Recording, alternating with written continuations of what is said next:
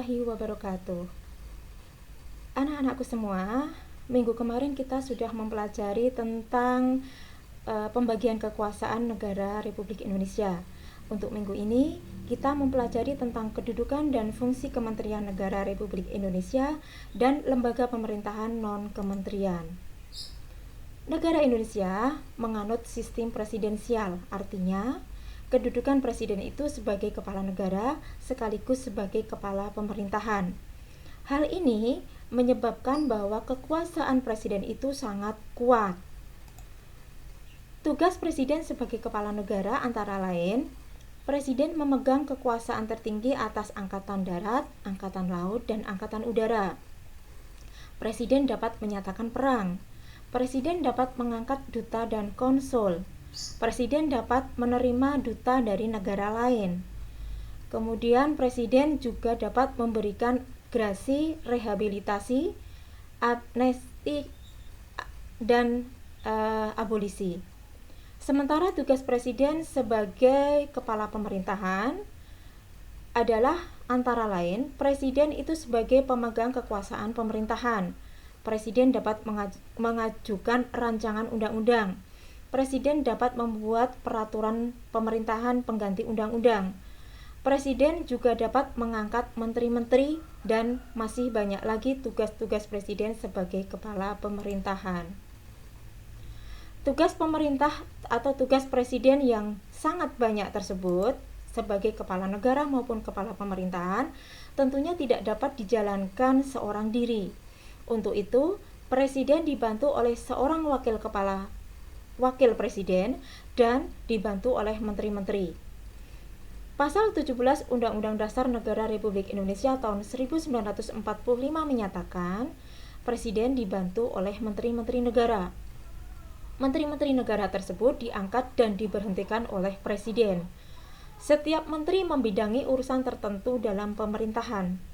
Pembentukan, pengubahan, dan pembubaran kementerian negara diatur dalam undang-undang. Urusan pemerintahan yang merupakan tanggung jawab kementerian ada 3. Yang pertama adalah urusan pemerintahan yang nomenklatur kementeriannya disebut di Undang-Undang 1945. Siapakah yang memegang urusan tersebut? Antara lain adalah Kementerian Dalam Negeri, Kementerian Luar Negeri, dan Kementerian Pertahanan. Yang kedua, urusan pemerintahan yang ruang lingkupnya disebutkan dalam Undang-Undang Dasar 1945. Antara lain, urusan ini dipegang oleh Kementerian Agama, Kementerian Hukum dan HAM, Kementerian Keuangan, Kementerian Pendidikan dan Kebudayaan, dan lain sebagainya. Masih banyak lagi kementerian yang memegang urusan pemerintahan yang ruang lingkupnya disebut dalam Undang-Undang Dasar 1945.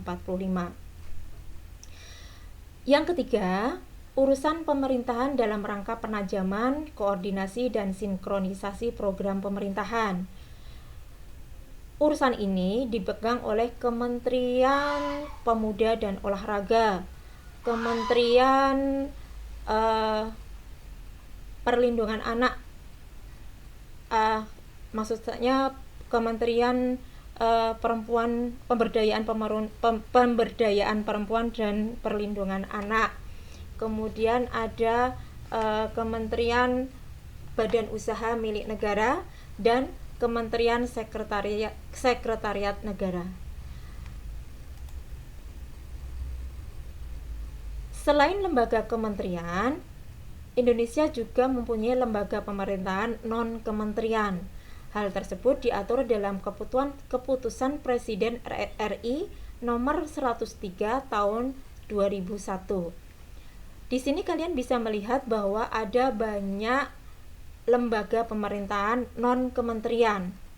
Ya, di sini ada BIN atau Badan Intelijen Negara, BKN atau Badan Kepegawaian Negara, kemudian ada BPOM, ada BPN, ada Bapedal, Bappenas, Basarnas, Batan, Bulog, Lemhanas, ada Lapan, Perpusnas, LIPI, dan lain sebagainya. Nah, untuk selanjutnya Kalian bisa mempelajari atau membaca di buku paket PPKN kelas 10 SMA dan kalian akan semakin memahami materi yang sudah Ibu sampaikan. Demikian yang bisa Ibu sampaikan. Terima kasih. Wassalamualaikum warahmatullahi wabarakatuh.